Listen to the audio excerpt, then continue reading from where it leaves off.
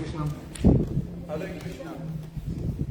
Спасибо тем, кто собрался этим летом здесь, этим летним днем.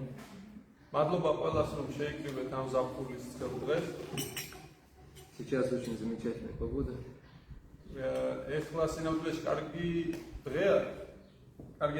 Уже не холодно, еще не жарко.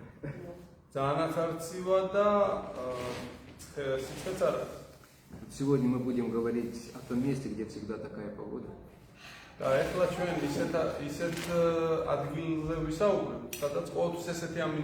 И за это не нужно ничего платить.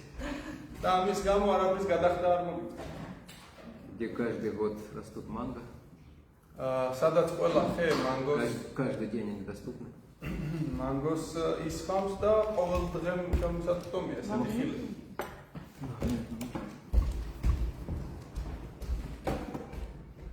Is it on? Just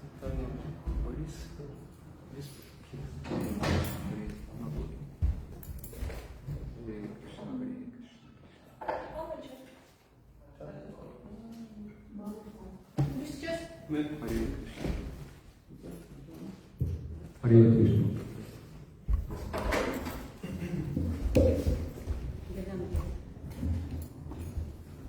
Есть вещи, которые никогда не меняются.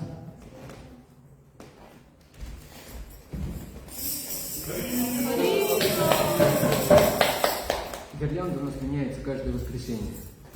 Но есть вещи, которые не меняются никогда.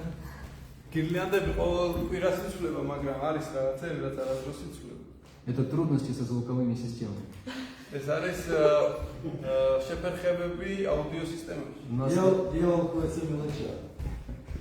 У нас в Искон во все времена, я 32 года в этом движении, в этом отношении все неизменно.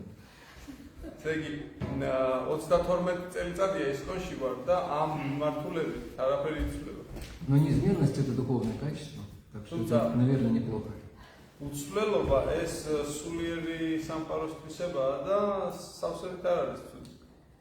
И к тому же, обычно, чем больше мы стараемся, чем больше преодолеваем препятствия, тем лучше и класснее становится в конце.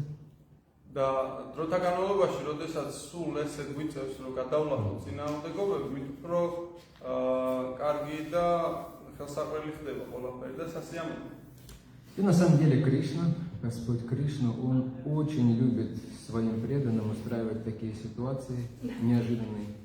Да, Кришнас ყოველთვის უყვარს თავისი ერთგულების მიმართ ესეთი სიტუაციების მოწყობა. С одной стороны, наш ум этого не любит. ერთის მხრივ ჩვენს შუას ეს არ მოსწონს. Кто-то любит неожиданности здесь? ვინმეს უყვარს მოულოდნელობები? Это хорошо. Это адреналин. Адреналин, да, правильно.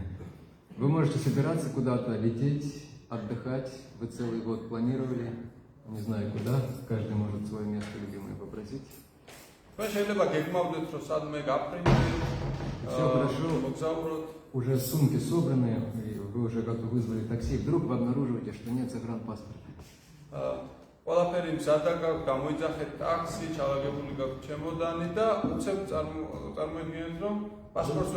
Жена спрятала за любовью. И если в этот момент вы также скажете, адреналин это хорошо, то вы настоящий преданный. Да, в моменте ой, რა კარგია, ადრენალინია, მაშინ თქვენ წმინდა. Значит, не судьба. Такая карма. Это духовное сознание, да. Но обычно мы по-другому реагируем. Ну, мы же в материальном мире живем, да? Да. Ну, как сказать, мы об этом поговорим. От нас зависит, да. Вначале мы споем песню о духовном мире, она правда на санскрите. ჩვენ დასაწყისში სიმღერას ვიგალობთ, რომელიც სულიერ სამყაროზე არის და სანსკრიტზეა თან. Но она все равно хорошая. Ну, санскрит это изначальный язык.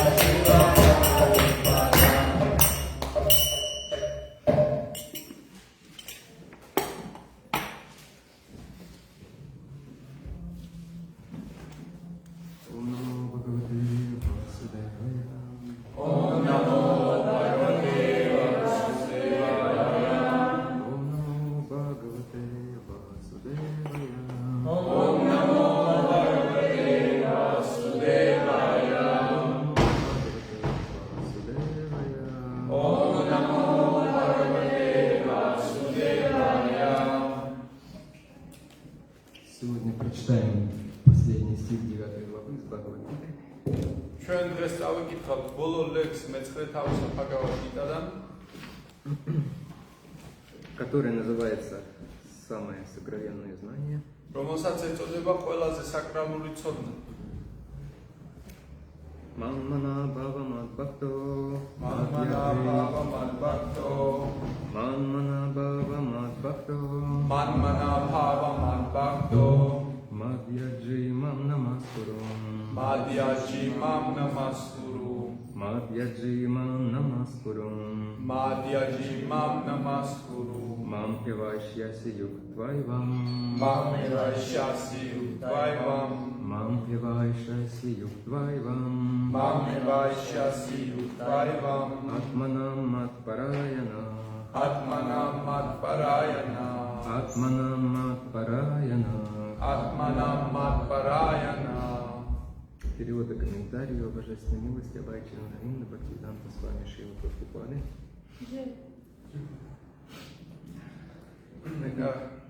If you study it in Russian, or you like to do it sentence by sentence translation, Just it will be the best. as you prefer. It's up to devotees, what is the best for them. როგორც წავიკითხოთ, ნაწილ თუ კლიანა. ერთგულებსაც როგორ უნდა? ერთგულებს. მე ისე მინდა როგორც ერთგულებს.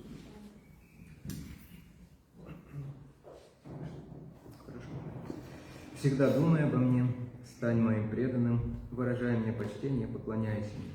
Полностью сосредоточенный на мне, ты непременно придешь ко мне. თარგმანი. მუდამ ჩემზე იფიქრე, გახდი ჩემი ერთგული. ემთხვიე მიწას ჩემს წინაშე და თაყვანი მეცი. ჩემზე ფიქრებში სრულად დანთქმული, აუცილებლად მოაღწევ ჩემამდე. Комментарий очень большой, კომენტარები ძალიან დიდია. поэтому я, наверное, прочитаю одну часть, ასე რომ მე წავიკითხავ ერთ მხოლოდ ნაწილს, которая будет наиболее полезна для того, о чем я собирался говорить сегодня. რომელიც ასე თუ ისე ეხება იმ თემას, რაზეც მინდა რომ დღეს ვისაუბროთ.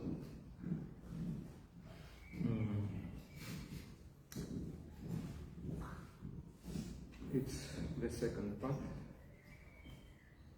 So this, therefore, devotee must concentrate his mind on eternity. First in Russian. Поэтому преданный должен сосредоточить ум на вечном, изначальном образе Кришны и поклоняться ему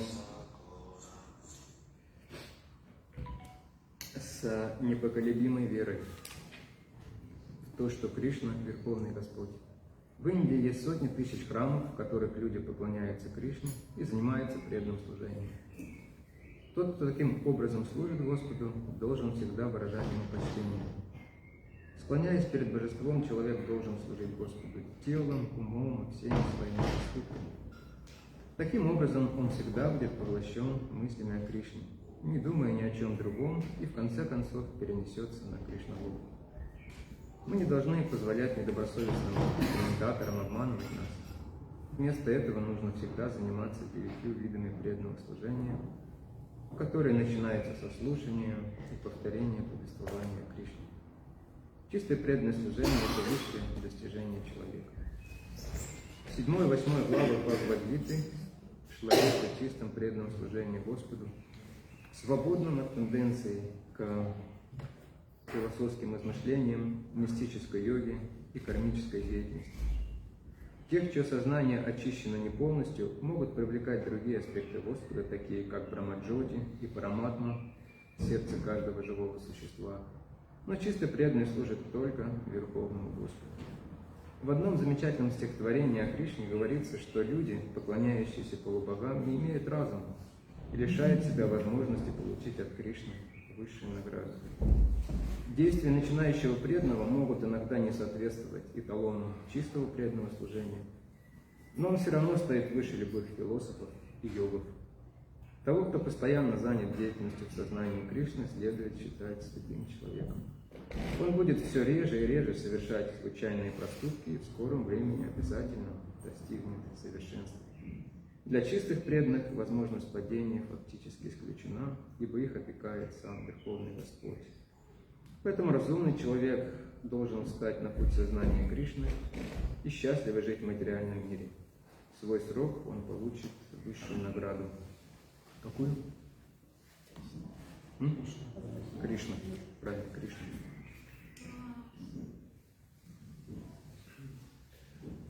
კომენტარი. ამიტომ ერთგულებმა ჭკუა კრიშნას მარადივი თავდაპირველ ფორმას უნდა მიაყრონ და გულში იმ უხევი რწმენით, რომ კრიშნა უზენაესი ღმერთია იმოქმედა. ინდოეთში ასეულ ათასობით ტაძარია, სადაც კრიშნას თაყვანს სცემენ და ერთგულად ემსახურებიან. ასეთი თაყვანის სცემა გულისხმობს, რომ ერთგული კრიშნას გამოსახულების წინაშე მიწას ემთხვევა და ყველაფერს, ჭკუას, სხეულს თუ მთელ საქმიანობას კრიშნას მსახურებას უწყობს.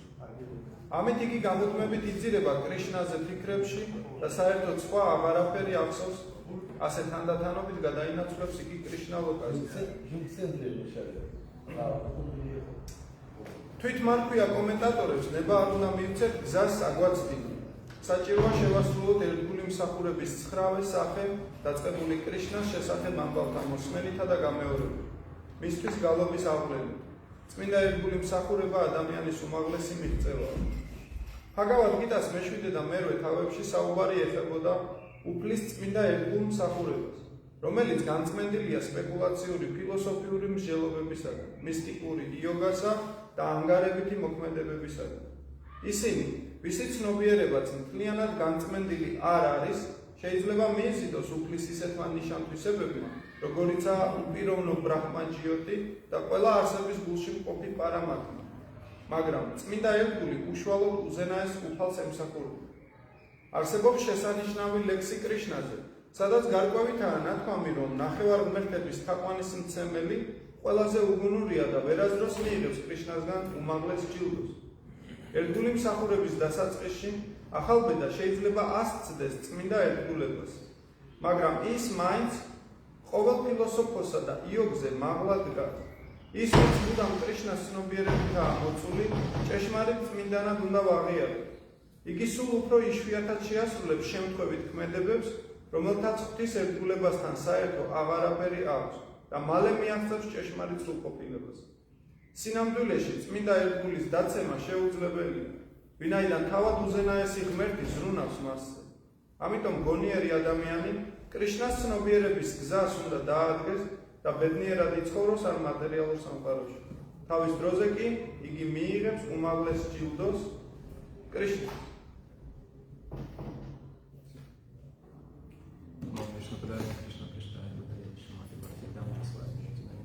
Намасте, Сарасвати, Деви, Куравани, Прачарини.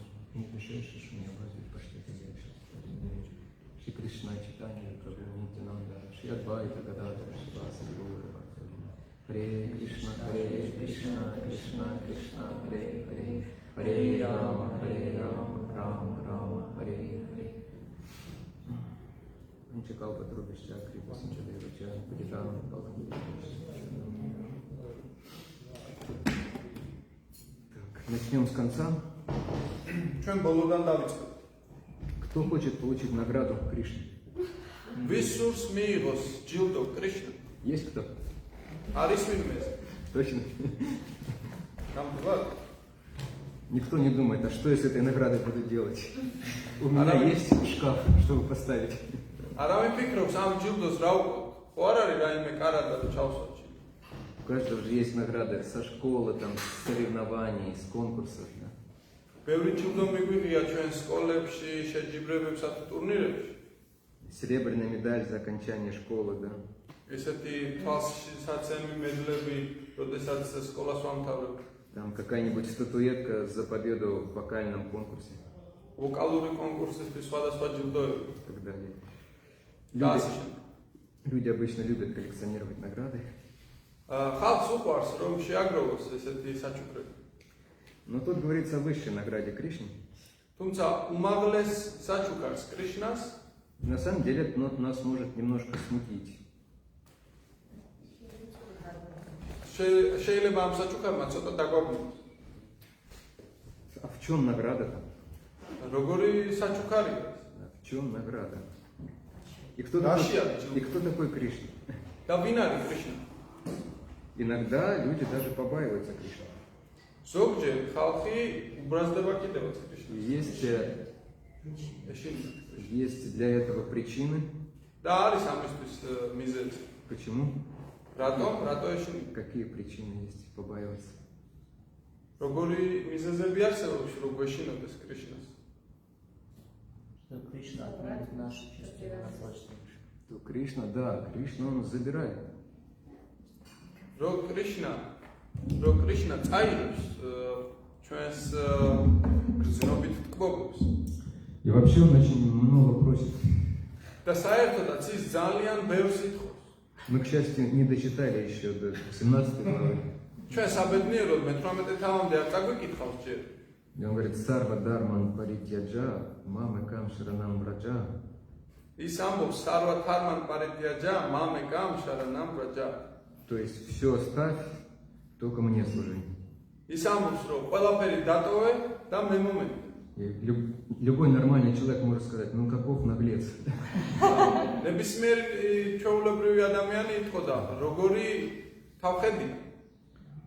И также непонятный он какой-то, да, ведет себя он непонятно. დიახ, ჩვენთვის ეს გაუგებარია რას ნიშნავს ეს. გაგებას ვინ არის კრიშნა სინამდვილეში? Само слово Кришна означает всех привлекает. თავად სიტყვა კრიშნა ნიშნავს ის, ვინც ყველას იზიდავს.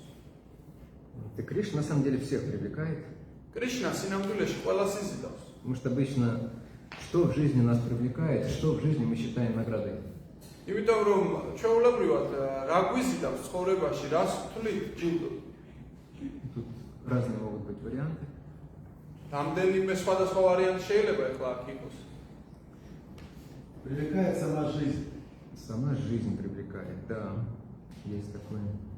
თავად სიცოცხლე გვიზიდავსო იყო ცხოვრება. Еще что? კიდევ რა? То, что доставляет нам радость. А что нам доставляет радость? Радость? Просад. Не знаю, творить добро радостно. Да, Людям помогать да. радостно. Просад это очень честно, да. პრასადი ეს ძალიან გულწრფელად იყო ნათქვა. Есть такие люди, которым творить добро радостно, факт, которые ценят это. Но да. არის ხალხი, ვისაც ესეთი სიკეთის კეთება იზიდავს, არის. Но если смотреть более глобально, то что люди ценят? თუმცა უფრო გლობალურად რო შევხედოთ, რას აფასებს ხალხი? Красоту ценят? სილამაზეს აფასებს? Красоту все ценят, наверное, да. სილამაზეს ყველა აფასებს. Богатство ценят? Богатство. Wealth. სიმდიდრეს აფასებს ხალხი? Духовное богатство, конечно, ценно. Мы про обычных людей сейчас, да. ну ჩვენ ჩვეულებრივ Знание ценится. ცოდნას აფასებენ? Раньше такая передача была «Знание и сила». აღდრე ესეთი გამოთქმა იყო, ცოდნა ძალა. В России по этому поводу шутили. რუსეთში ამ თემასთან დაკავშირებით ხუმრობდნენ. Знание – свет, а не знание – чуть света на работу.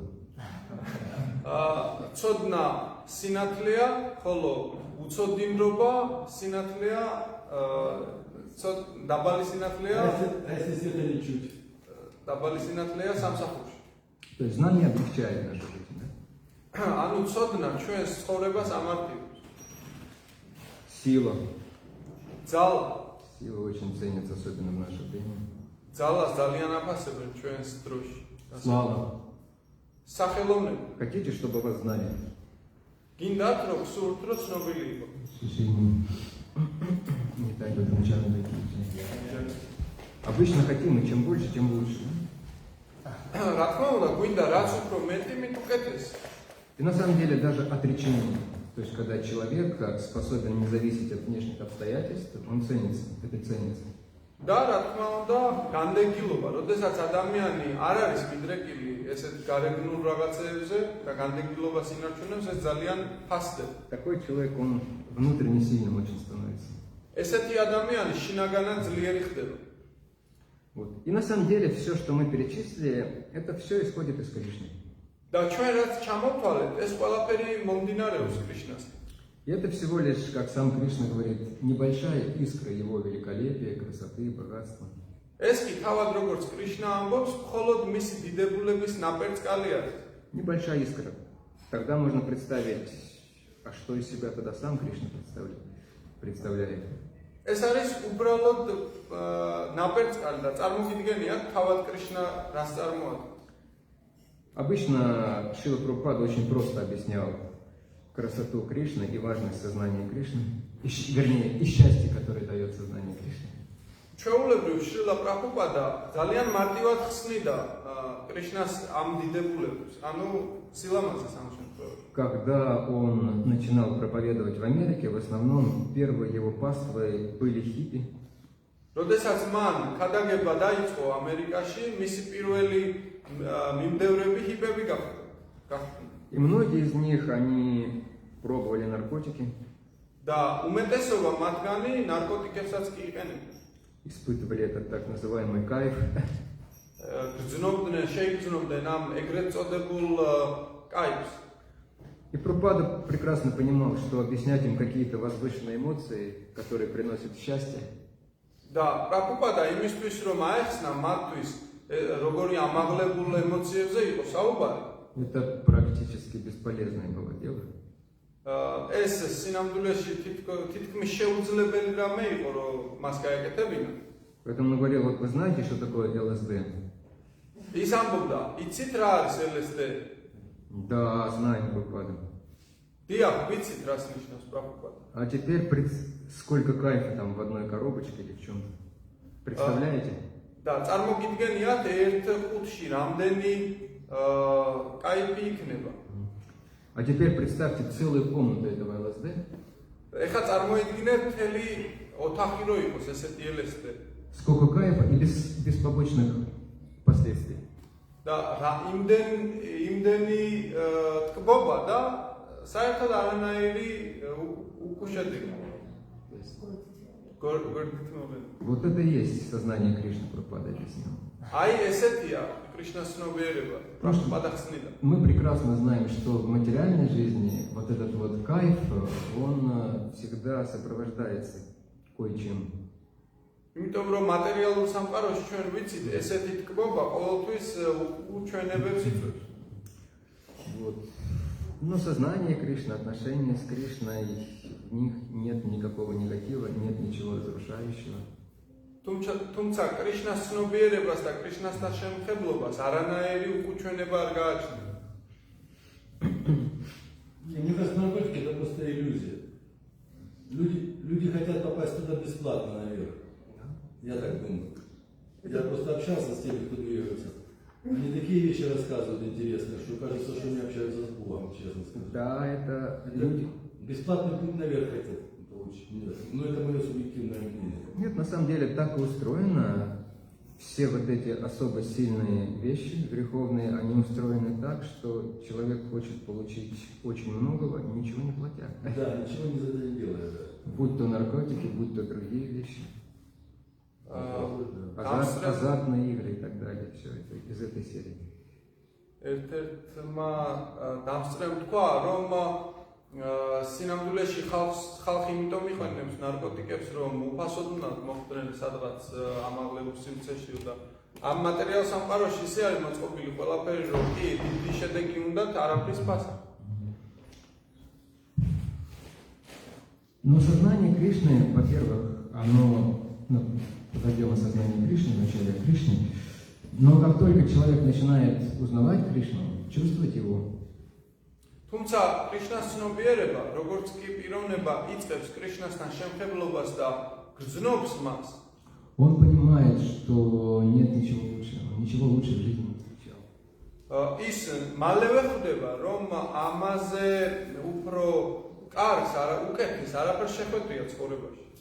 Иногда он даже себе не может объяснить, почему так хорошо. და თავის თავსაც კი ვერ უხსნის ზოგჯერ რატო ხდება ეს. Особенно хорошо бывает на Харинаме. ასე კარგი. ხო, განსაკუთრებით, როდესაც ხარინამაზე ეხება. Иногда бывает, люди куда-то идут, потом останавливаются и смотрят, как вкопанные. ანუ ხალხი მიდის თავის გზას მიუყვება და უცებ ჩერდება როგორც იყინება. Кто-то начинает танцевать, ზოგი იწყებს ცეკვას, кто-то плакать даже начинает. ზოგი ტირილსაც კი იწყებს. Человек не понимает, со мной такого никогда не было, я серьезный мужчина. და ადამიანი ფიქრობს, რომ მე ესეთი რამ არ შემთხვევია, მე ხო სერიოზული კაცია. Что это такое? რა არის ეს ესეთი? Но ощущение того, что ну это так классно. თუმცა შეგრძნება ისეთია, რომ ეს ისეთი საოცრება. Потому что любое соприкосновение с Кришной, оно человека очищает. ნებისმიერი შემხებლობა კრიშნასთან წმინდავს არის.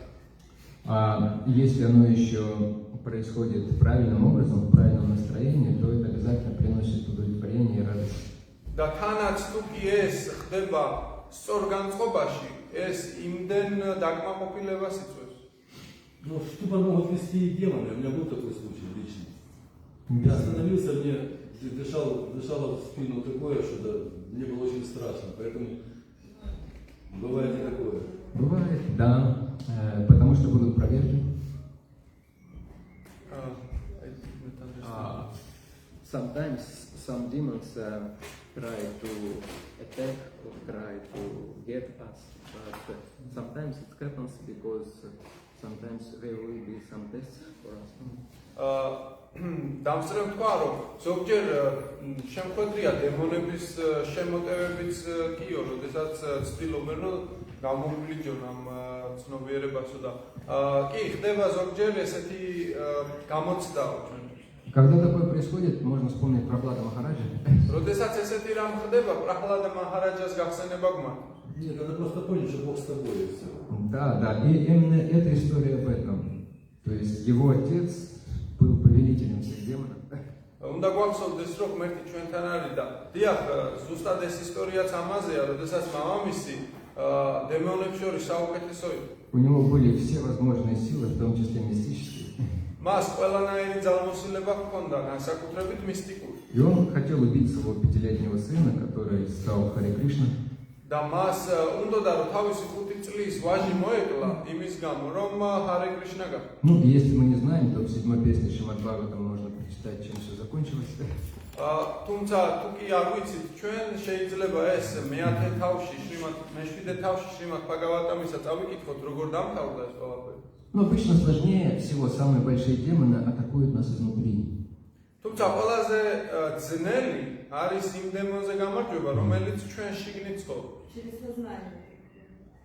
Через сознание, через чувства, да. Я читала книгу, и просто на меня нашел очень сильный страх, и я как будто узнавала себя через то, что читала.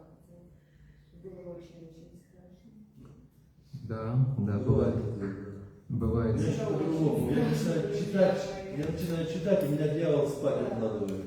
Просто укладывает спать, я читаю, и чувствую.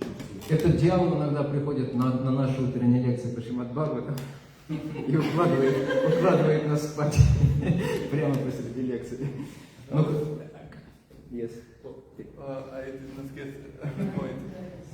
Sometimes devil comes and get us asleep during reading the book, and I thought sometimes it happens during the Shrimad Bhagavatam class. Not sometimes, but quite often.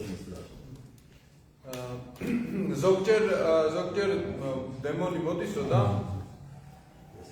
ჩვენს ცნობიერებაში ძილს იწვევს, როდესაც იკითხულობ და კი ეს მე მახსენებს Шримад Бхагаватамის კლასს ზოგჯერ დილაო. Но в конце концов, если мы продолжаем общаться с Богом, то все это рассеивается. თუმცა როგორც კი ვაგრძელებთ ამ გზით სიარულს, ყველაფერი ნელ-ნელა გვარდება. Я не хочу сейчас рассказывать эзотерических историй, как преданные сталкивались с колдунами, с ведьмами, со всем остальным. არ მინდა ახლა ეზოტერიკული ისტორიების მოყოლა, როგორ მოუხდათ ერთგულებს სხვადასხვა, ასე რომ ვთქვათ, შემლოცველებთან და სხვებთან ურთიერთობა. Это, конечно, интересно, захватывает, но не это главное. რა თქმა უნდა, ეს საინტერესო ისტორიებია, თუმცა ეს არ არის თავად. Гораздо важнее тот позитивный опыт, который мы получаем, воспевая Святое Имя, общаясь с преданными. ყველაზე მნიშვნელოვანი იქ არის პოზიტიური მხარე, როდესაც რას განვიცდით ჩვენ შინაგანად, როდესაც ურთიერთობთ კრიშნასთან და ერთგულებით. То чувство, которое не спутать ни с чем, и ради которого человек готов пойти на многое. იმ წმინდა სახელებთან და იმ ასე რომ თქვა შინაგან მდგომარეობას, როდესაც განვიცდის ადამიანი, რომელსაც ვერაფერთან ვერ შეადარებს. К первым предкам еще во времена Шилапрапады иногда приезжали родители. როდესაც პირველი ერთგულები იყვნენ შილაპრაბჰუპადას, მასთან მშობლები მიდიოდნენ ხოლმე. И в те годы преданные жили, ну если сказать просто, то ничего не сказать. თუკი და იმ დროს ერთგულები, როგორ ვთქვა, ვერაფერსაც ვერ იყვნენ ისე. უბრალოდ ცხოვრობდნენ. Никаких условий не было во многих местах. ანუ საერთოდ არანაირი პირობებიც კი არ იყო ბევრ ადგილას. И некоторые родители приезжали и говорили, я дам тебе там $100 000. და ზოგიერთი მშობელი მოდიოდა და ეუბნებოდა, რომ მე $100,000 მოგცემ.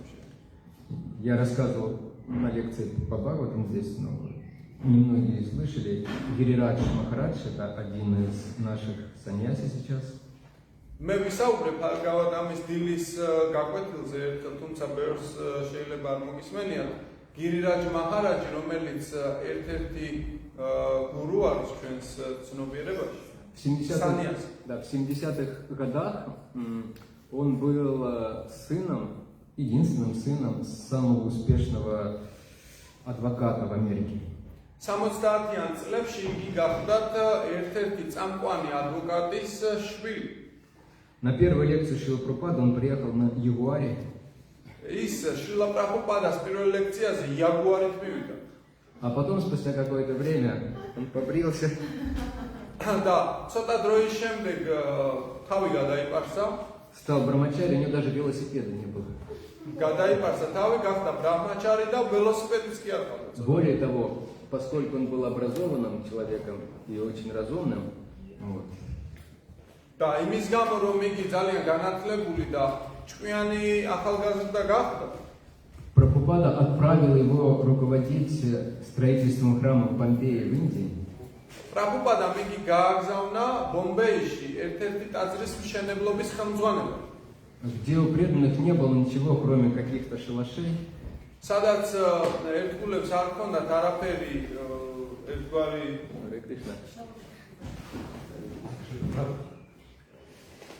Колонки небольшой для воды. და რამდენიმე, ასე რომ ვთქვათ, წყლის ასავსები ჭურჭელი. Но за то, что было, чего было в изобилии, это москитов, крыс. თუმცა რაც ბევრი იყო, ეს გახდათ ოღოები, თაგვები, Малярии, მალარია, ბევრი. страшная жара и сырость во время сезона дождей. ნესტი და საერთოდ საშინელი მდგომარეობა ამ კუთხით. Вот он в такой ситуации оказался. ესეთ სიტუაციაში ჩავარდა. И однажды к нему приехал отец. და ერთხელ მასთან მამამისი მივიდა. Он посмотрел на него, сказал, я хочу с тобой поговорить. მას შეხედა მას და უთხრა, რომ შენთან საუბარი მსურს. Отдельно, без кого-либо, без свидетелей. მინდა რომ ცალკე დაგელაპარაკო ნახველების და მსმენელების გარეშე. И они сели за стол. და ისინი დაჯდნენ მაგიდასთან. И отец был очень конкретным человеком. და მამამისი ძალიან პირდაპირი პიროვნება გაქვს. Он достал свою чековую книжку, тогда были чековые книжки. მან ამოიღო თავისი ასე რომ ვთქვათ ჩეკის წიგნაკი. Написал 1, 6 нулей დაწერა 1, 6 0-ით и впечатляющий знак. და დოლარის ნიშანი. Да, доллар. სტამბილდა. И он положил на стол перед сыном и подвинул к нему. დადო მაგიდაზე და გააცურა შვილს. Вот, если ты уходишь со мной, я это подписываю. თუკი ჩემთან ერთად წამოხვალ, ხელს მოვაწერ. Но Гирирадж, тогда еще брамачари, он отодвинул чек и сказал, нет, говорит, папа, спасибо. თუმცა გირირაჯ მაჰარაჯამ, რომელიც ჯერ კიდევ მაშინ ბრაჰმაჩარი გახდა, უკან გაუცურა ის. Я остаюсь с Прабхупадой. მე პრაბჰუპადასთან დავჭები. Я буду кормить комаров. მე ვაჭმევ კოღოებს болеть малярией. და ეს რა ქვია გადავიტან დაავადებებს. Он не был сумасшедшим, он был очень разумным молодым человеком с огромным IQ. და იგი არ გახდათ ესეთი გიჟი ახალგაზრდა სულები, იგი ძალიან ჭკვიანი და მაღალი IQ-ის მქონე იყო. Возникает вопрос, что заставило его так поступить?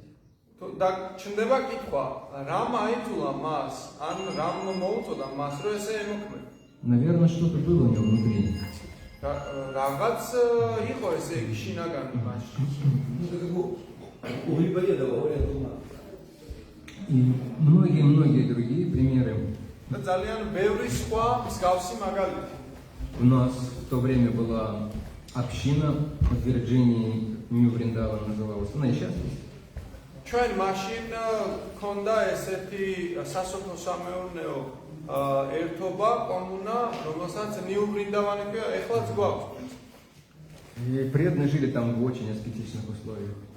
და ერთგულები იქ ცხოვრობდნენ ძალიან аскетურ მდგომარეობაში. Хотя это была Америка, у них там ничего не было, это была глубокая сельская местность.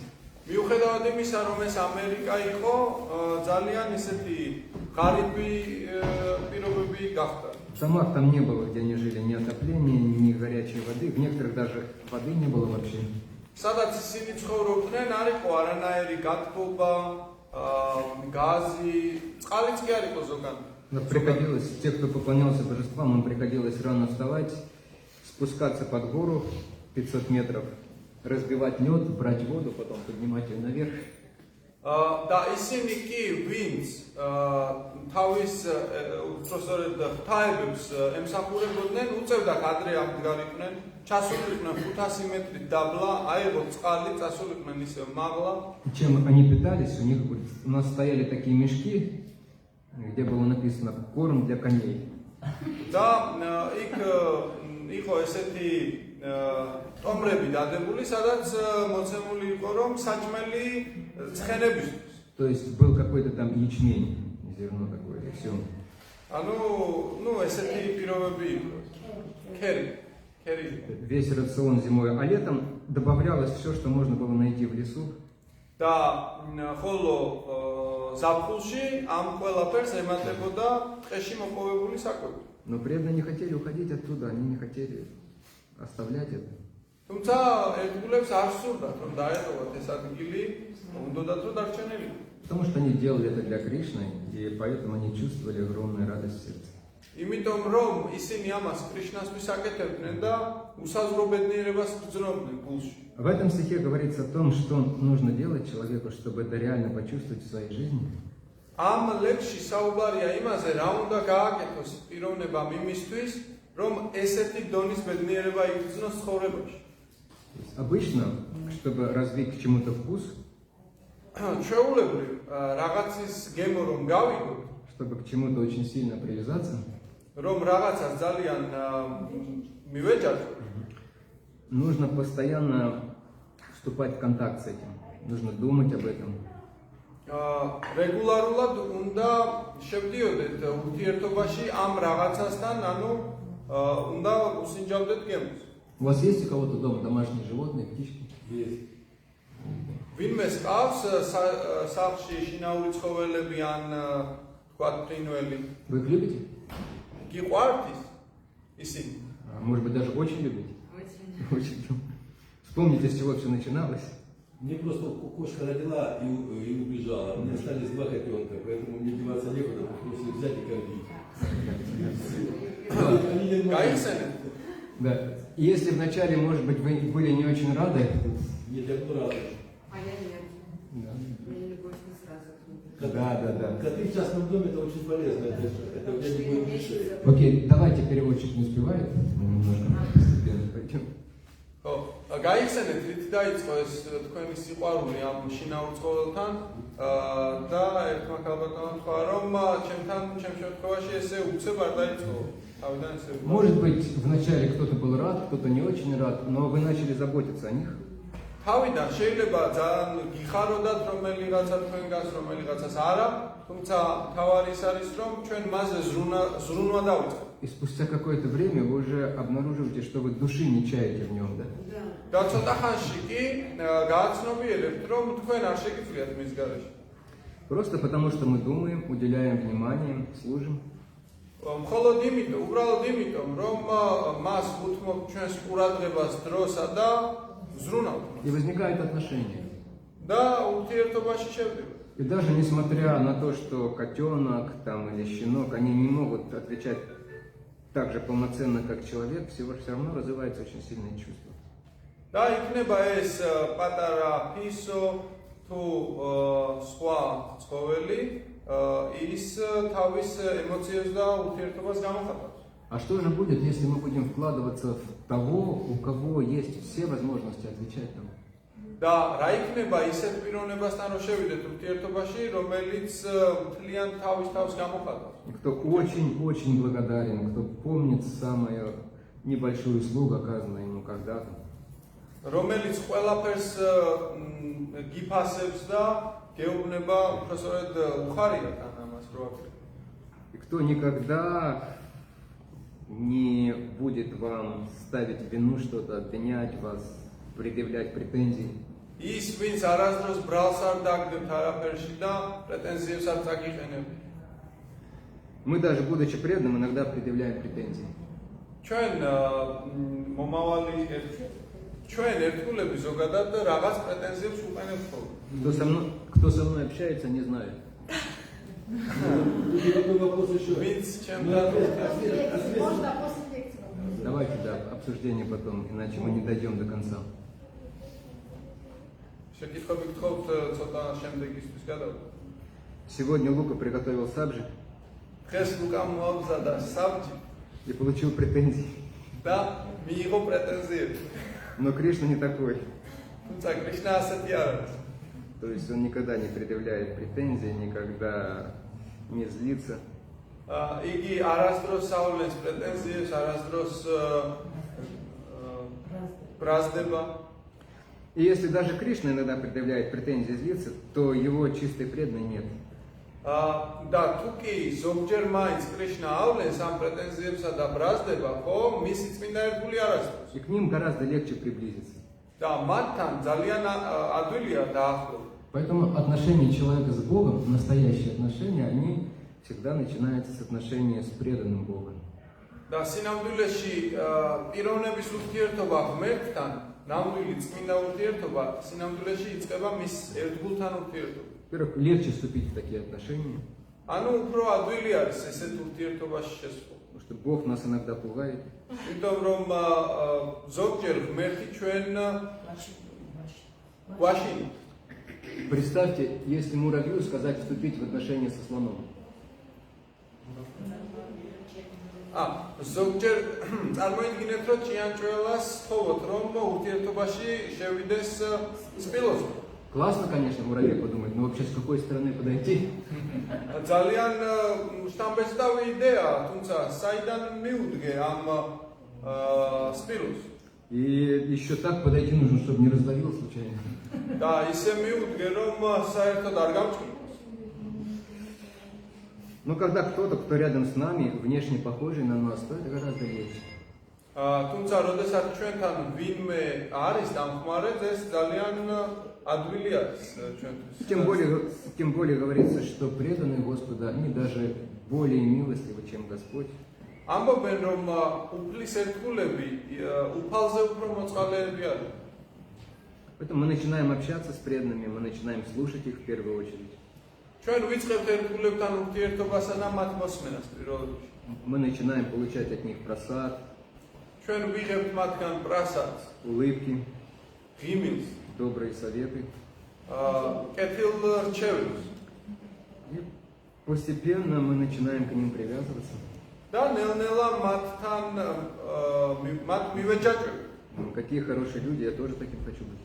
როგორი კარგი პიროვნებები არიან, მეც მინდა რომ ესეთი გავ. И мы начинаем спрашивать, а как мне стать вот такими же, как вы, вот такими сияющими, вот, свободными, добрыми.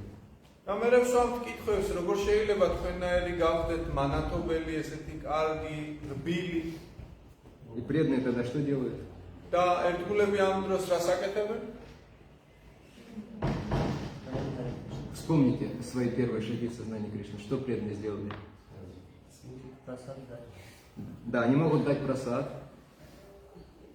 დიახ, ის მათ შეუძლიათ Вернее, просад они всегда дают. პრასადი მოგცენ, თუმცა ყოველთვის არ გაძლევენ. Без этого остальное не сработает. ყოველთვის გაძლევენ. ამის გარეშე არ მუშაობ. Потом они дают тряпку.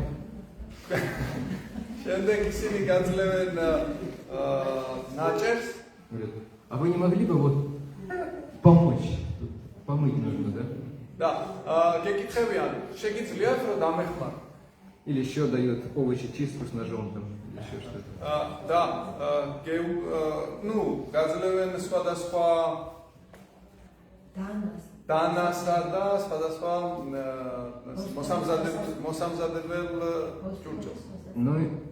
Но интересно, что мы не воспринимали это как эксплуатацию, потому что это было слепое. თუმცა ჩვენ არ მიგვიღია ეს როგორც ექსპლუატაცია, რადგანაც ეს სიყვარულისგან მომდინარეობს. И мы чувствовали, что это так классно, это так нравилось нам. ჩვენ ვიგრძენით, რომ ეს სიყვარულით იყო და ძალიან მოგწონდა პირიქით. Я помню в начале, в 90-х годах, когда я совсем был юным, нам иногда приходилось разгружать книги, духовные книги, вот Бхагавад-гиту в том числе. მახსოვს 90-იანი დასაწყისში, როდესაც ჯერ კიდე პატარა ვიყავი, ეს რუსულ წიგნებს გვაძლევდნენ, რომელსაც Bhagavad-gita. Иногда приходила машина в 20 тонн.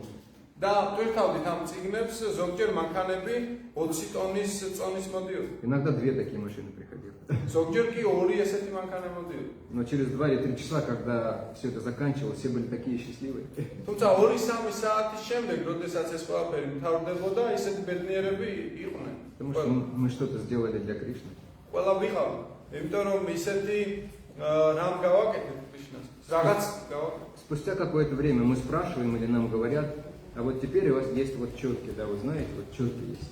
და შემდეგ ცოტა ხანი გადის, შემდეგ ვკითხულობთ, ისევ რაღაც შეკითხვას ვამ და უკვე გვაძლევენ მძივებს საგალობლად. И вот нужно вот так вот делать, и говорят, Харе Кришна, Харе Кришна, Кришна, Кришна, Харе Харе. და გვეუბნებიან, ესე უნდა გააკეთოთ და გაიმეოროთ, Харе Кришна, Харе Кришна, Кришна. И это будет ваш разговор с Богом, да? და ეს იქნება თქვენი დიალოგი უფალო. И мы действительно, особенно когда мы участвуем в киртанах, ну и когда повторяем жапу, в какой-то момент мы начинаем чувствовать, что тут действительно есть Бог. და ზოგჯერ ალბათ შეიძლება გაიხსენოთ, როდესაც კირტანს ვღერით ან ჯაპას ვგალობ, რაღაც უფლის თანამყოფობას ვგრძნობ. Может быть, мы не чувствуем такого счастья, знаете, такого, которое охватывает полностью, но мы чувствуем глубокое удовлетворение, какую-то радость. შეიძლება ისეთ ენით აღწერილ სიამოვნებას არ ვგრძნობთ და ექსტაზს, თუმცა ჩვენ ვგრძნობთ შესაბამის დაკმაყოფილებას. Итак, мы постепенно начали или начинаем свою духовную жизнь. ესე ნელ-ნელა ვიწყებთ ჩვენ სულიერ ცხოვრებას, ან დავიწყეთ, ან ვიწყებთ. В какой-то момент человек понимает, что ему нужно тот, кто будет ему помогать, тот, кто будет вести его в этой жизни. რაღაც მომენტში ხდება ერთგული, როდესაც რომ მას ვიღაც სჭირდება, რომ დაეხმაროს და მის გვერდით იყოს, იზრუნოს მას. Вот. Таким образом, и смысл всей этой духовной практики, что мы все больше и больше начинаем думать и переживать по поводу Кришны.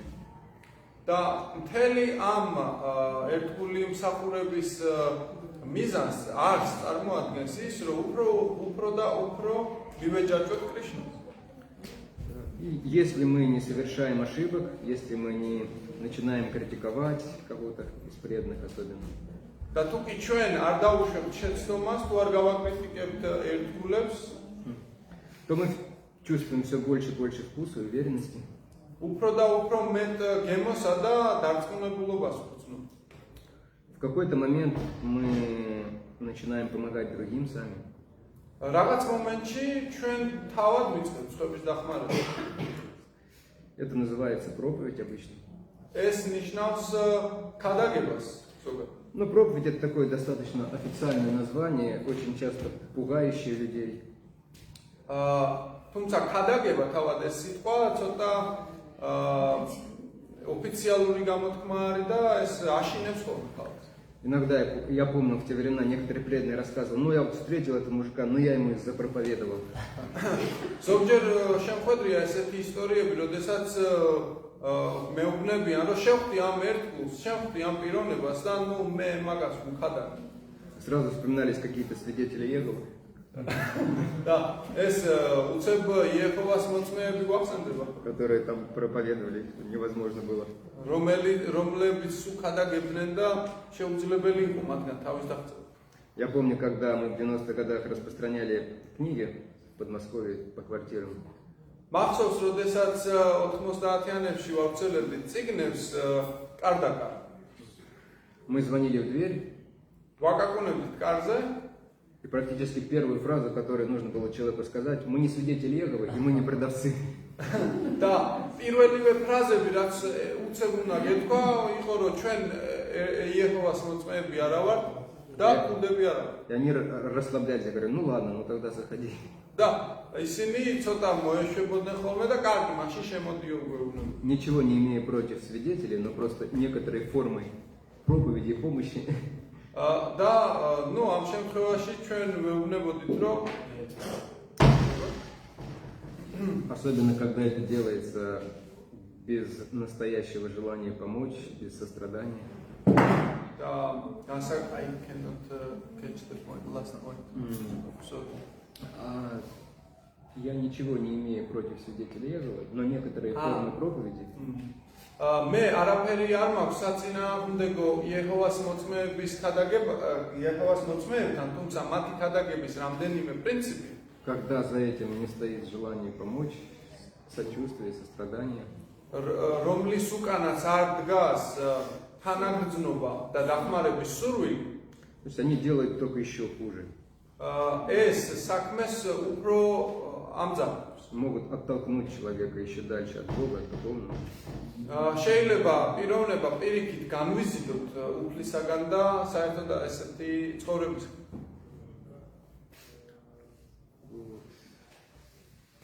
Это очень удивительное состояние, когда человек делится своей духовной радостью, своей верой.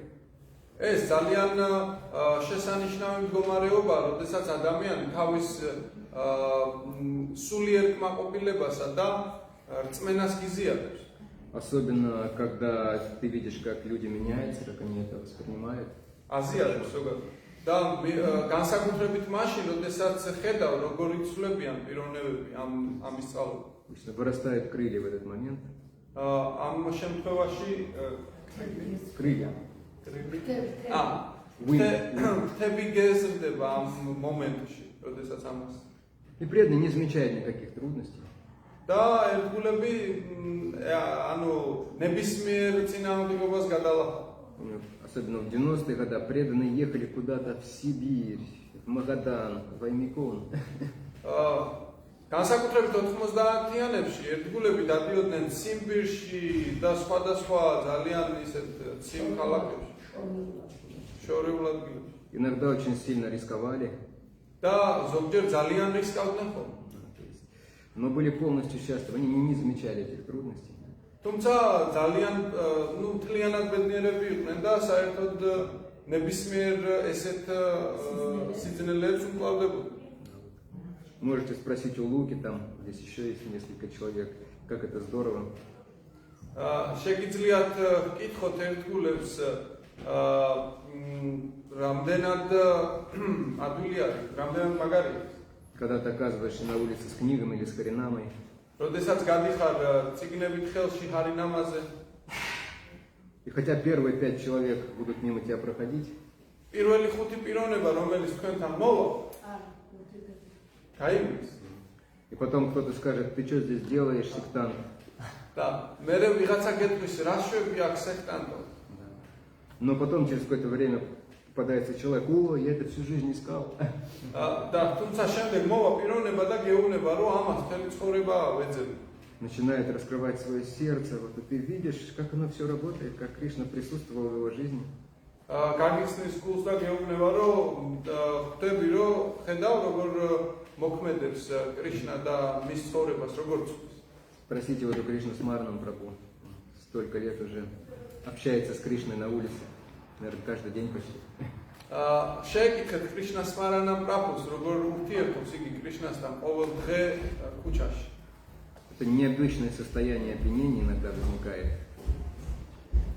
ეს ასე რომ ვთქვათ, საოცარი კვეთრი თვალნათლივი შემთხვევებია, როდესაც იგი ესე იქცევა. Но без похмелья и без вреда для здоровья. მიუხედავად მისი ჯანმრთელობის ხო ის შეიძლება ამით იზიანდებოდეს, მაგრამ ამის პახმელი არა. Лука святой человек, он не знает, что такое похмелье. ლუკაც მინდანი პიროვნება არის, მან არის პახმელი არის. Но также любая возможность, любая какой-то поступок помочь человеку, приблизить его к Кришне, он приносит такое же ощущение радости и счастья, как хринам или распространение книг. თუმცა ნებისმიერი რამ, რაც პიროვნებას უფრო დააკავშირებს კრიშნასთან და დაახლოებს, ისეთივე ბედნიერებას აგრძნობინებს, როგორც ჰარინამა ან სხვა. Только там все это просто более концентрировано, когда мы с книгами или со святым именем выходим. თუმცა იქ ყველაფერი უფრო კონცენტრირებულია, როდესაც წიგნებითა და წინა სახელებით გავდივართ.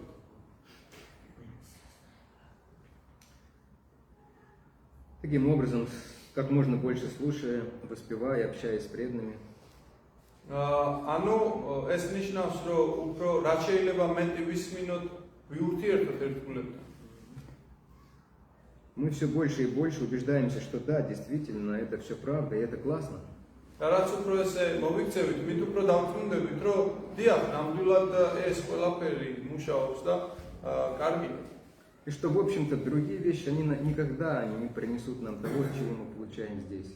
და სინამდვილეში არც ერთი სხვა ქმედება ვერასდროს მოგვიტანს ისეთ შედეგს და განცდას, რასაც აქ განვიცდით. Иначе бы никто бы здесь не находился здесь сегодня. ესე რომ არ იყოს, აქ არავინ არ იჯდებოდა დღეს. Потому что здесь нет никакой материальной выгоды. იმიტომ რომ აქ არანაირი მატერიალური მოგება არ არის. Никаких материальных удовольствий. არანაირი მატერიალური კმაყოფილება. Ну, вернее, будет одно в 5 часов. თუმცა რა თქმა უნდა იქნება 5 საათს. И преданный, в конце концов, Кришна для него становится жизнью. Не просто теорией, а жизнью. და კრიშნას ერთგულები ესე ცხოვრობენ, ანუ ცხოვრებაში განიცდიან. Он во всем полагается на Кришну, зависит от Кришны. როდესაც ყველაფერი მინდობილია კრიშნაზე და დამოკიდებულია მას. Иногда, конечно, он полагается на астрологов, психологов, ზოგჯერ ის ენდობა ასტროლოგებს, ფსიქოლოგებს, врачей. ექიმებს. Ну, по каким-то вещам, да, это нужно делать. Но он видит даже в них представителей Кришны. რაღაც სჭირდება ხოლმე ზოგჯერ, თუმცა მათშიც კი ხედავს კრიშნას გამოვლინებას. Буквально перед тем, как прийти сюда, прочитал небольшую историю, рассказанную учеником Прабхупады. სანამ აქ მოვიდოდი, წავიკითხე ერთი მოკლე ისტორია პრაბჰუპადას მოწაფეს. Его звали, по-моему, Нишчинтя, მას ნიშჩინტია ერქვა. духовное имя было его. Он распространял книги, был лидером даже группы распространителей. იგი ესეთი იყო მის სულიერი სახელი, იგი ლიდერი გახდათ წიგნების გავრცელების საკითხში.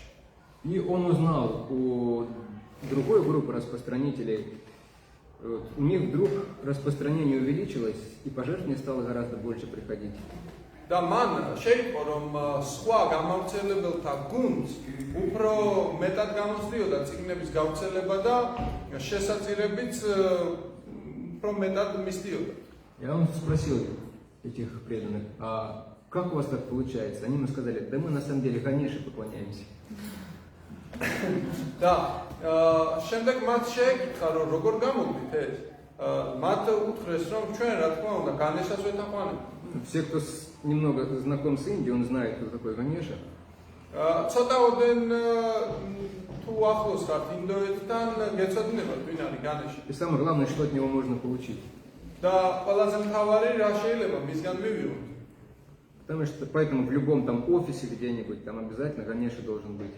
ანუ ნებისმიერ ოფისში ამის გამო ან ნებისმიერ დაწესებულებაში განეშა ყოველთვის იქნება.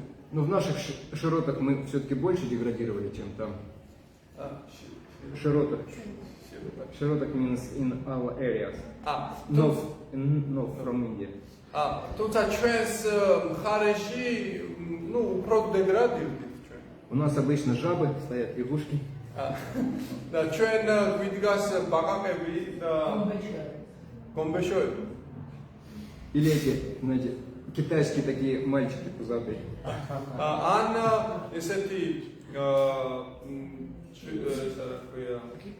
გიპიანი რა ქვია Такие Чины. статуэтки бывают такие. Лысые такие, полные. ანუ ჩინური ესეთი скульптурები გვიდგას. Ну вот, и вот он потом, мы тоже тогда будем поклоняться Ганеше, и действительно у них пожертвования в 2 или в 3 раза увеличилось. და მათაც დაიწყეს განეშას თაყვანისცემა და მათაც შემოწირულობები 2-3 ჯერ გაიზარდა. Но когда президент храма узнал об этом, თუმცა როდესაც ტაძრის პრეზიდენტმა ამის შესახებ გაიგო, сказали, что вы делаете, Прабхупада, он говорит, что это плохо полубогам поклоняться. და მათ უთხრა რომ რა შვებით თქვენ პრაბჰუპადამ თქვა რომ არ შეიძლება ნახევარღმერთთა თაყვანისცემა. Они говорят, да, понимаем, но продолжали делать свое. და მათ უთხრეს კი ჩვენ გავიგეთ ეს თუმცა გავიგზავნეთ ეს საქმეები. Книг-то больше распространяется, лакшми пожертвования больше приходит. უფრო მეტი წიგნები ვრცელდება, ლაქშმი უფრო მეტად შემოდის. И кто бы ни говорил, он какой-то саньяси, ученик Прабхупада, тоже сказал, что не нужно так делать, но они не слушали. თუმცა და ვისაც არ უნდა ეთქვა სანიასებმა პრაბჰუპადას მოწაფეებმაც კი უთხრეს მას, თუმცა მაინც არ მოისმინა. И потом в какой-то момент приехал Прабхупада, და რაღაც მომენტში პრაბჰუპადა ჩამოვიდა и возник этот вопрос, და ესეთი შეკითხვა დაუსვა. можно ли поклоняться Ганеше? წამოიწია საკითხი, შეიძლება თუ არა განეშას თაყვანისცემა? И Прабхупада процитировал стих, что тот, кто поклоняется полым богам, он не очень разумный. Да. Стих из Бхагавад-гиты. პრაბჰუპადამ წარმოთქვა ლექსი ფაგავად-გიტადან ძალიან ცნობილი, სადაც ნათქვამია, რომ ნახევარღმერთთა თაყვანისმცემლები არ არიან გონიერი ხალხი. И когда Прабхупада это сказал, то есть это уже повлияло на них. როდესაც ეს პრაბჰუპადამ თქვა, ამან იმოქმედა. Но потом Прабхупада улыбнулся и сказал, ну вы можете продолжать это делать, და თუმცა პრაბჰუპადამ გაუგიმა და უთხრა, თქვენ შეგიძლიათ გააგრძელოთ ეს საქმედება. если каждый месяц будете присылать мне чек на $108 000. თუკი ყოველ თვე თქვენ მომიტანთ ჩეკს $120,000. То есть $108,000. если уж хотите это делать, то результат должен быть соответствующий. თუკი თქვენ ესე სურთ რომ მოიცეთ, მაშინ შედეგი შესაბამისი უნდა იყოს. Конечно, Шрила Прабхупада сказал это шутя, რა თქმა უნდა ეს შრილა პრაბჰუპადამ ხუმრობით თქვა. потому что он прекрасно понимал, что Кришна он даст все, что необходимо своим преданным, не нужно никому больше. იმიტომ რომ მას ესმოდა რომ პრაბჰუპადა თავის ერთგულს ყველაფერს აძლევს რაც საჭიროა. И что самое главное, он даст самого себя. და ყველაზე თავარი რაც არის ის თავის თავს აძლევს. Он раскроет свою красоту, ის უხსნის თავის სილამაზეს, свою доброту, საკუთარ კეთილ ხმიანებას, свои удивительные качества. თავის საოცარ თვისებებს. Вы, может быть, даже услышите звук его флейты, შეიძლება მისი ფლეიტის ხმაც კი მოისმინოთ. и это полностью очарует ваше сердце. აგერ რომ არის მოცემული და ეს მთლიანად დაიწყო თქვენს გულს. Харе Кришна. ჰარე კრიშნა. Вопрос можно, да? Харе Кришна, как говорится. Вот Кришна в Бхагавад-гите говорит, что он все для преданного приносит сам. А почему, когда преданные, например, там, денег каких-то не получают, там, выше работы приходится? И, по сравнению с другими теми понятиями, например, богам. То есть, хотя Кришна же говорит, что он заботится о своих преданных. Почему преданные испытывают больше беспокойства, чем те, кто не поклоняться Кришне. შეკითხვა ესეთი იყო, ჰარე კრიშნა შეძებ პრაბჰუ, თქვენ და ზოგადად ბჰაგავად-გიტაში წერია, რომ კრიშნა თავის ერთგულებზე ყველანაირად ზრუნავს და ის მოუტანს ყველაფერს, რაც მათ აკლია. თუმცა ჩვენ ვიცით, რომ მაშინ რატო ხდება ისე, რომ ერთგულებს უფრო მეტი მუშაობა უწევს და არ მოსდით ესე პული და სხვა რაღაცები, ხო? მაშინ რატო ხდება? Ну, во-первых, настоящие преданные не испытывают беспокойства. Это первое. სინამ პირველი მომენტი ის გახლავთ, რომ ნამდვილი ერთგული ამითი არ წუხდება. Вы фактически вспомнили стих Йога Кшема Вахамьяхам. თქვენ რა თქმა უნდა გაგახსენდათ ესეთი ლექსი Йога Кшема Вахамьяхам. Йога Кшема Вахамьяхам. Но вы почему-то вспомнили только вторую часть, თუმცა თქვენ რა თქმა უნდა გაგახსენდათ მხოლოდ მეორე ნაწილი. где Кришна говорит: я вот сам сохраняю то, что у него есть, и приношу то, чего не достает. როდესაც კრიშნა ამბობს, მე უნარჩუნებ მას, რაც აქვს და რაც არ აქვს, მე მივუტან. Но вы тактично не упомянули первую часть, где описывается, с кем это происходит. თუმცა თქვენ რა თქმა უნდა გამოგჩათ და არ გითხოვთ პირველი ნაწილი, სადაც საუბარია ვის მიმართ არის ეს. Там есть еще такие слова: Ананьяш Чинтаянта Мам, Еджанах Рипасаты. სადაც არის ნათქვამი ანანიას ჩინტაია თამა. Тот, кто поклоняется мне постоянно, всем сердцем и с любовью, ეს ნათქვამია იმაზე, ის ვინც მე მეთაყვანება მთელი თავისი გულითა და გრძნობებით, тому я сохраняю и тому я приношу. მე მას უნარჩუნებ და მისთვის ვიმართ. Но опять же, что он приносит? Не все, он говорит, то, что не достает. თუმცა ის ამბობს, რას მეუტან, ის რაც მას აკლია. И наша проблема в том, что у нас с Кришной разночтение в том, что нам не достает. და ჩვენი პრობლემა რაში არის, რომ ჩვენ კრიშნასთან Мы можем думать, что нам чего не достает. Нам не достает обычно денег, хорошей машины, славы, лайков в интернете, да? ჩვენ გონია, ანუ სულ სხვა გონია რა გჭირდება და სინამდვილეში რა გვაკლია, ხო? ანუ ჩვენ გონია რომ ლაიქები ინტერნეტში და შემდეგ გვაკლია ფული. Вот я спел киртан, а что-то вот аплодисментов не достает, я думаю. მე კირტანი მიმღერე და რაღაც აპლოდისმენტები ვერ მივიღე. А Кришна думает, ага, ему не достает смирения. აჰა, და კრიშნა ამბობს, მას თავმდაბლობა არ ყოფს. Я приготовила торт, Кришна, другие должны это оценить. მე კრიშნასთვის ტორტი მოვამზადე და ყველა მას უნდა დააფასოს. И кто-то встречается из преданных, который не знает, допустим, кто готовил торт. და შეგვხვდება ერთგული, რომელიც საერთოდ არის მოვამზადე ტორტი. Он говорит, какой торт такой странный, такой пресный, Да. как буханка хлеба, там начинки нет почти. Ты не знаешь, кто готовил? ამბობს რომ ეს რა ტორტი იყო რაღაც სხვანაირ რაღაც გამომწვარი წარიყო შიგნით და ხომ არის მომამზადა И мы говорим, нет, не знаю. და ეუბნები არა ვიცი Марьям понимает, о чем речь идет. მარიამი გაიგებს რაზე არის ეს საუბარი Ну, Бхагаван сказал так, каждому повеле будет отмерено. Да. Но Кришна понимает, что вот сейчас моему преданному не достает немножко смирения, да? თუმცა კრიშნას ესმის რომ აი ჩემს ერთგულს ეხლა აკლია თავმდაბლობა Когда со смирением станет у вас нормально, то тогда на вас посыпется прославление и все остальное. როდესაც თქვენ თავმდაბლობასთან ყველაფერი რიგზე გეკნევათ, მე მოვა თქვენთან განდიდება და ყველაფერი დანარჩენი. Иначе все эти материальные штучки, как слава, так и деньги, она просто придавит вашу бхакти. მაგამდე კი ესეთი სიდიადეები, ფული და ამ შემდეგ ხო ჩვენს ფაქტის ქვემოთ წევს. Но все необходимое, реальное, даже чуть больше вы будете получать без проблем. თუმცა სინამდვილეში რეალურად რაც ჭირდებათ ყველაფერს მიიღებთ. Причем вы можете в жизни никогда не работать. შეიძლება ვთქვათ არასდროს არ მუშაობდეთ ცხოვრებაში. Я про себя говорю сейчас. მე ჩემზე ვსაუბრობ. Но ездить чуть ли не каждый год в Святой Дхам. თუმცა ყოველ წელს მივდივარ წმინდა ადგილას. Кушать чурчхелу с курмой. Чурчхелас И Мацуни. Да, Мацон.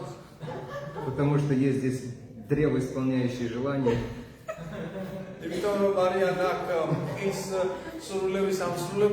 У меня даже несколько, вот они сейчас все с левой стороны.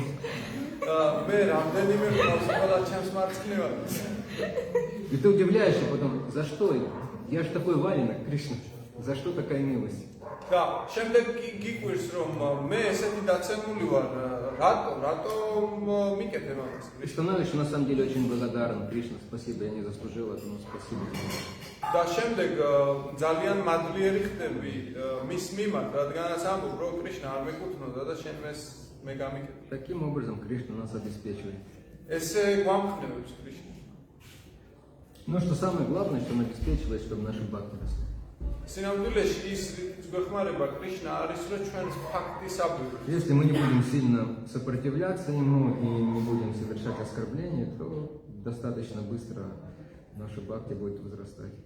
თუ დიდად არ შევეწინააღმდეგებით მას და ასე რომ ვთქვათ, არ გავუწევთ წინააღმდეგობას, მაშინ ჩვენი ფაქტი დაშეურაცხყოფს არ ჩავიდა, მაშინ ჩვენი ფაქტი გაიზრდება ერთი. Будем давать волю зависти вот этим всем вещам, тогда, конечно, будет другой сценарий разыгрываться. თუმცა თუ კი ჩვენს ყურადღებას დაუთმობთ შურსა და სხვა რაღაცებს, მაშინ უკვე სხვა სცენარი დატრიალდება. Ну, это уже, как говорится, другая опера. თუმცა ეს როგორც ამბობენ სხვა სიმღერა. Харе Кришна. არე Кончать? Заканчиваем. Спасибо всем большое. დიდი მადლობა ყველას. Мы очень удачливы, много гостей нас посетило сегодня. Также приехали преданные с ретрита, от них прямо, знаете, несет этим экстазом. ჩვენ ძალიან გაგვიმართლა, ბევრი ერთგული მოვიდა და ჩამოვიდნენ სომხეთიდანაც ერთგულები, რომლებიც ასხივებენ. На самом деле, кого-то из них нужно было сюда посадить, даже не было необходимости что-то говорить. უბრალოდ მათგან ერთ-ერთი უნდა დაგვესვა და საერთოდაც არ იყო საჭირო რამე. Потому что они получили общение с удивительным преданным Госвами Махараджем и с многими другими удивительными преданными старшими, которые там были.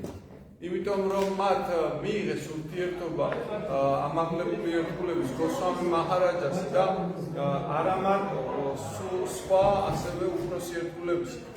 Рандра Шримад Бхагавад Гита ки джай, Прабхупада ки джай, Шри Нитай Гатамчандра ки джай, Акшаджа Прабху ки Джай. Ананта Коти Вайшнава ки джай.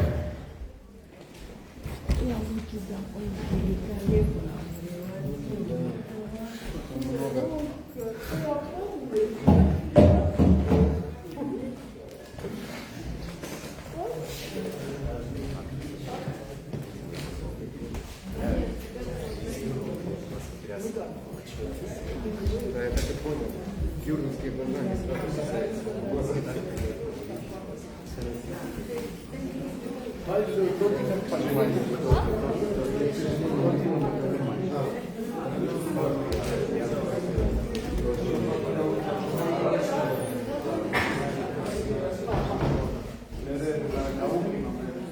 Завтра